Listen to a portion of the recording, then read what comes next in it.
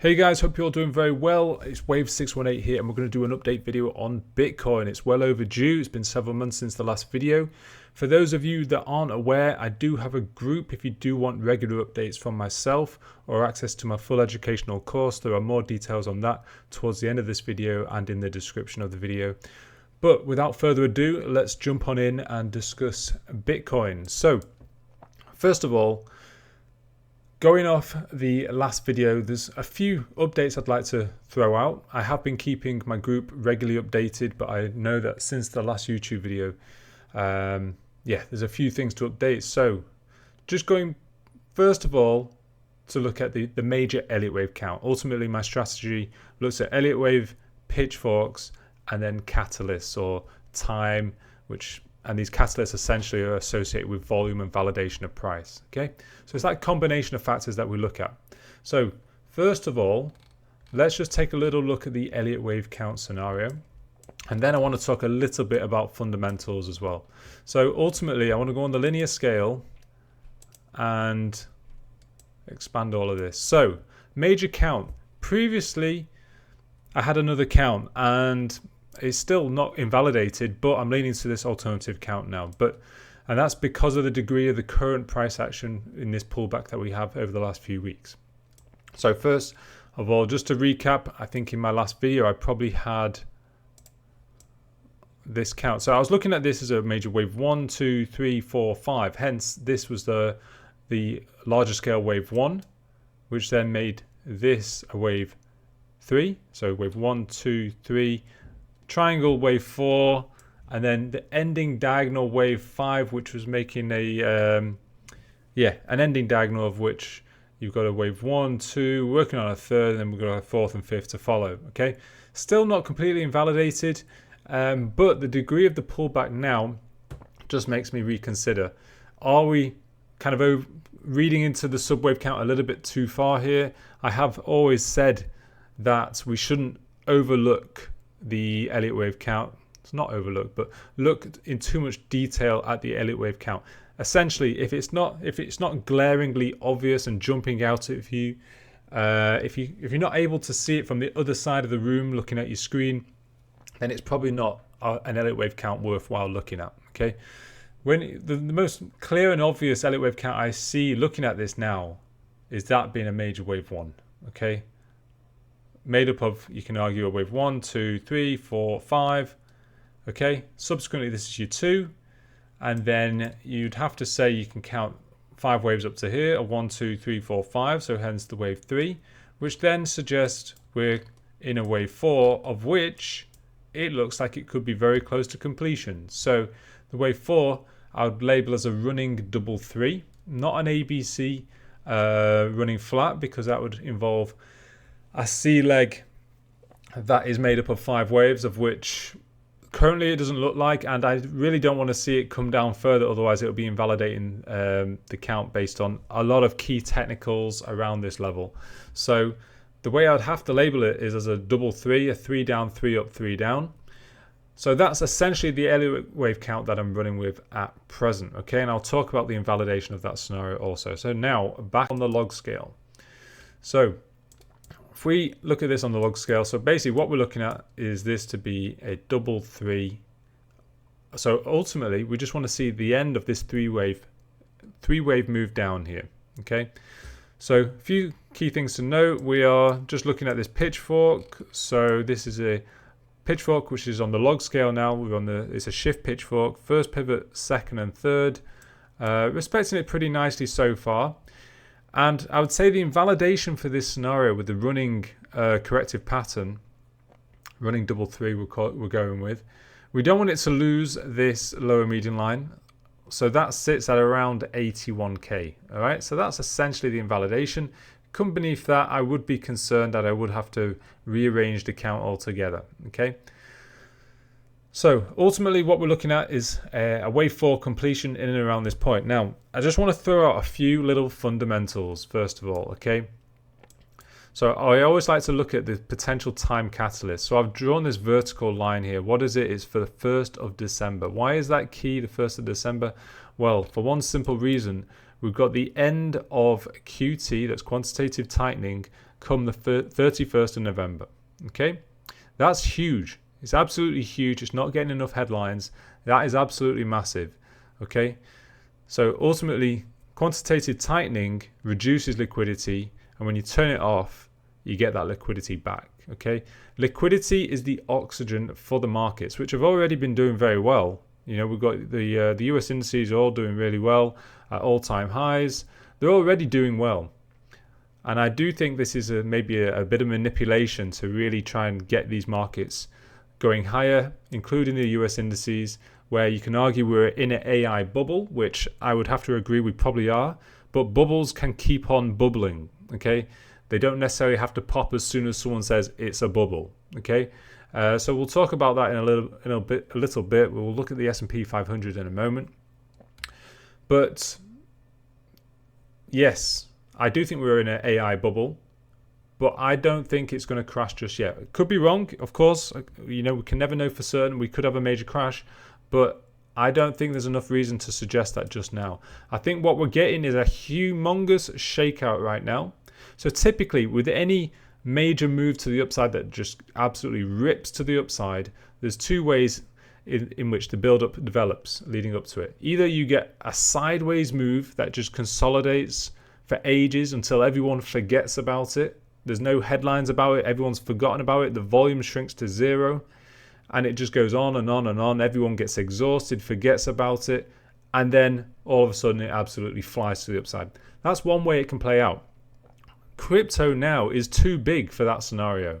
You're not going to have everyone forget about it. You get headlines every other day, ETFs opening up, BlackRock buying more, MicroStrategy buying more, etc., etc. Okay, you're not going to get that scenario where you have zero volume and things just people forget about crypto and then it flies. So that leaves the alternative scenario, which is manipulation to the downside, where you basically get a sell-off that is so aggressive that instead of making everyone bored of the market and everyone leaving because they're bored and finding other things elsewhere, in order to get everyone out of the market, you've got to get such a violent shakeout to the downside that everyone literally gets stopped out. So anyone trading with stops gets stopped out, and anyone who doesn't have a stop, well, the price gets taken down so low that they are forced to get out of the market out of fear alone. Okay, so anyone who's prepared can protect themselves against that fear and protect themselves against that emotion. So that's what we're looking at here. So aggressive sell-off, yes, and you will find a lot of people saying that's it, major capitulation is here. But actually, when you look at it, we're still in a corrective scenario. We've still got the US indices at all-time highs, albeit over the last couple of weeks we've had a bit of weakness, which is fine. We've been saying that for the last 18 years since the post-financial crisis. We have these runs of a little bit of weakness every couple of weeks. It's nothing to worry about. All right. So basically what we have here is a three-wave looking move down so far. Now we're coming to a very important level. This is the year open. 2025 open here. And we've actually dipped beneath it. Okay. So that's one key significant level to talk about right there. So the question is, where will we find support? Now, as I say, QT is a couple of weeks away still. So we've still got room to further dip down. I've come to the daily time frame here. So as you can see, there's still room to the downside. The move up here, if we go on the 15-minute, to be honest, it started in the middle of the night. So outside of the US session, outside of the UK session. So this isn't going to be the bottom. I certainly anticipate further downside. Okay, so question is, how far down does it come? So it could it come all the way down to our invalidation point, the lower median line? Possibly, where we've also got confluence with the lower warning line, and also we've got the vertical line which shows the quantitative tightening. Now the QT is not like a news event. Okay, so it doesn't need to hit the low directly on the date of the 31st of November or 1st of December, whatever. Okay, it's just a kind of ballpark target in terms of time. But as we near it, we should be looking out for this bottom to occur and a potential reversal. So what we then need to look at is the TA setup for that. So we want to find lots and lots of confluence. So first of all, we're looking at a double three. We can use the fib extension tool, taking this high to low, extend it from the all-time high, and we get a one-to-one relationship around 86k. So in and around this place, 86 is a place where we might find a bit of support. So that's one fib. Another obvious fib is the fib retracement tool, going from previous low to high. So already we've hit the 0.618, so it's one reason for why we might have had a bit of a pause at this point. The next fib is at 0.786, and that's down at 83k. Okay, so we don't necessarily have to hit this to the T, but yes, there is that possibility we could come all the way down to low 80s here. You know, expect the unexpected. If you're going to get a violent shakeout, expect it to be really, really violent. Okay. What we're talking about here is a continuation of the sell-off in Bitcoin, but this could be a lot more exaggerated in the altcoins. All right. So those are kind of a couple of things to look out for, those fibs right there. So what I am looking out for, I'm not looking to buy in when we hit these fibs. What I'm looking for is confirmation of a reversal. Really, I would want to see, after hitting these fibs, I'd want to see a clear impulse. Yeah, during the US session, ideally in the first couple of hours when there's the highest volume, so the more validation behind the move. Either that or a major news event during the US session, could be any hour within the US session. But it's got to occur during the US session, okay? And yeah, ultimately what we're looking out for is a bounce, a huge bounce, impulsive on the lower time frames, nice 5-wave count, then a nice correction. That's what we're looking out for. But we want it to then overcome the key overhead resistance, which would be the downtrending pitchfork lines. So really, I would want to see it push through the median line at least. Yeah. Also, I'd like to see it push through the year open, because that could very easily act as overhead resistance. You know, we could come down, come back to it as a dead cat bounce, and just use that to pin us straight back down. Okay. I want to see us get through these two levels. So around 93k, I'd want to see us reclaim that kind of a region. Okay. But so those are the conditions. We want to see an impulsive move during the US session, ideally in the start of the US session, combined with us then getting through 93k. All right. So that's what we're looking out for. Okay. Obviously, we can argue there's more confirmation if we get through the upper median line, upper warning line, yes, but also we want to respect the risk reward opportunities. So that's at least the minimal requirement that I would want to see in order to get into this market.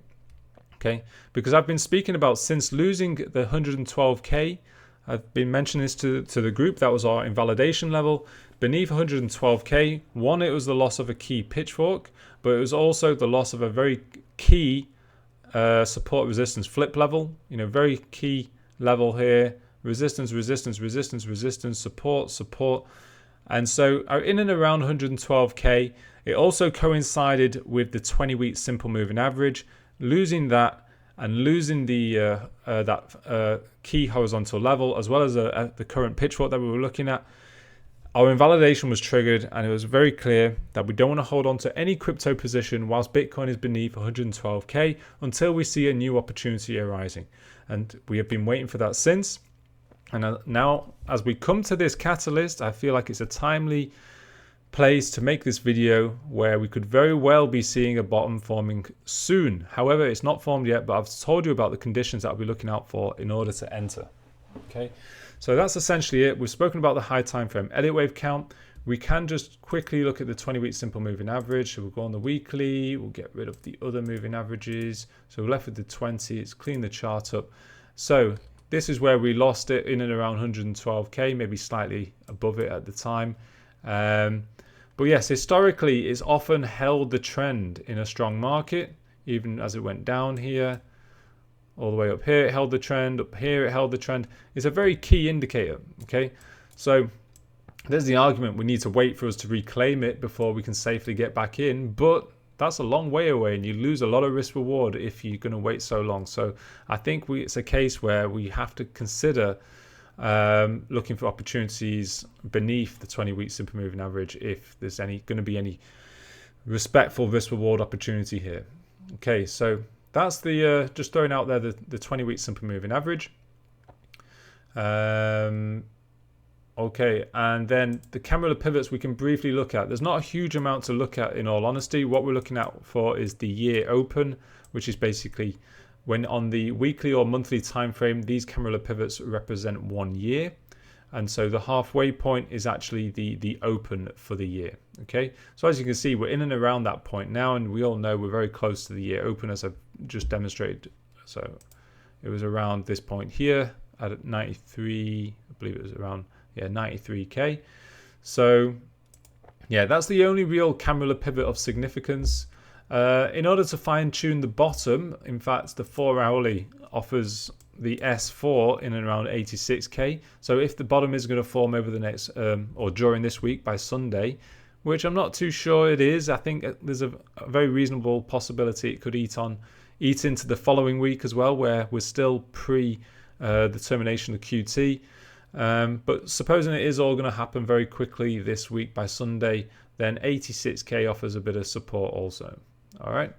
So lots and lots of confluence in and around the low 80s there. But as I say, I'm not just going to blindly jump in to the market when we hit these levels. I would wait for my confirmation, which I've mentioned what we would look out for in terms of the move through our pitchfork line, the move through our year open, and it has to happen on high volume, impulsive move during the US session. Okay. All right. So another important thing to talk about, what's the likelihood? So obviously this is key. What is the likelihood that we are going to cruise to the upside? What's the likelihood that we're not going to see a major market crash? Okay. The truth is nobody knows, first of all. Okay. Let's just get that straight. But my arguments for this not being the start of a major crash is the following. So first of all, let's pull up the S&P 500. Okay. So as you can see, we're on the 4 hourly time frame here. We have seen over the last couple of weeks a bit of weakness. Okay. And certainly it could come down a bit further. I expect probably a three-wayish move to the downside. But what I want to demonstrate here is going on the weekly, this pitchfork. First of all, this is the post-financial crisis pitchfork. So financial crisis back here. Okay. Then we get the first Elliott waves, so first and second. So first pivot, second, third, shift pitchfork, log scale. And I love this pitchfork for demonstrating the price action very, very nicely. Pretty much staying within the pitchfork all along, except for here, this region here. Okay. And that's what I want to focus on. So as you can see, very key to note here, we are back at the upper warning line. So yes, we are massively overbought, but we're overbought in a market that has been running this trend for 18 years now, since it's all started to crash in 2007. Okay, so we don't need to have that knee-jerk reaction every time we hit a pitchfork line and say, right, we need to sell. And the reason for that is, as we demonstrate here, last time it hit the upper warning line was here around, we're on the weekly, so it's not going to give it specifically to the day, but it was around 28th of June. But when did it actually fall significantly beneath the upper warning line? After hitting the upper warning line. So as I say, you don't want to have that knee-jerk reaction and just hit sell here. Otherwise, you miss out on all this opportunity. Okay? Because it took 6 months, basically. 18th of Jan 2022, 6 months later, is when it really started to come down and start its real downtrend. And that downtrend wouldn't have been fully realized until possibly it took out this lower median line, which is almost a year following when we initially hit the upper warning line. Okay, so it can take a while to realize that we are losing the trend, you know, when we're talking about these very high time frames. So it can take up to a year here, as demonstrated. And this is just one example. Okay, so when did we hit the upper warning line? For the first time during this move up, it was back here around, as I say, we're on the weekly here, around the week of 15th of September. Okay, so 6 months from here takes us to middle of March 2026. Okay, and I personally believe that the bull trend and this bullish market could be sustained going into the US midterms a year from now. Okay, Might not be above the upper warning line, but I don't think we'll take out the upper median line until the US midterms. It's just a hypothesis. It's my thought right now. Could be wrong. As I say, we could get that invalidation triggered on Bitcoin very soon, and I could be wrong. The AI bubble pops and we just capitulate and we come crashing down from here. Certainly possible. But the point I want to demonstrate here is, although we're in an overbought territory, these markets can keep pushing higher. Okay, there is room to push higher. Okay, so that's the S&P 500. On top of that, we've got the Dow. I want to demonstrate this on the monthly. So this is even zooming out even further. So this is the post-Great Depression pitchfork, which I do think is going to eventually hit the upper warning line. So the Elliott wave count for this is a 1, 2, 3, 4, and then stretched out wave 5 here, where there's a 1, 2, 3, expanding flat 4, and then we're going to a terminal 5th. Where I'd be very surprised if this doesn't make it to the upper warning line. Okay, so as you can see, there's still room to the upside to eat into here. Okay, and I think that's certainly doable with the AI bubble, which I do think will eventually pop. I just think it's got a bit more room to the upside before it does pop, and I do think that AI bubble will pop. I do think it will lead to a huge crash, but I'm not prepared to say that's going to happen right this second. Okay. Furthermore, let's go on Bitcoin, and we'll go on the daily, and I want to just hide everything but the RSI, and I want to demonstrate first of all on the weekly. So how many times have we dipped beneath 30 on the RSI? Once, twice, 3 times. Okay, each time. So this was the last in 2022, corresponding with the major crash here. 2018, again, major crash, and no doubt major crash back here 2015. Okay, 3 times. Okay, it's a bit early to say that that's going to happen again. So obviously, if it starts creeping down further beneath the invalidation level we spoke about, we can start thinking about that concern and that we are seeing a major market crash. But that would tie in with a general market crash. Okay, and as we looked at the S&P 500, there's no reason just yet to have that kind of level of concern.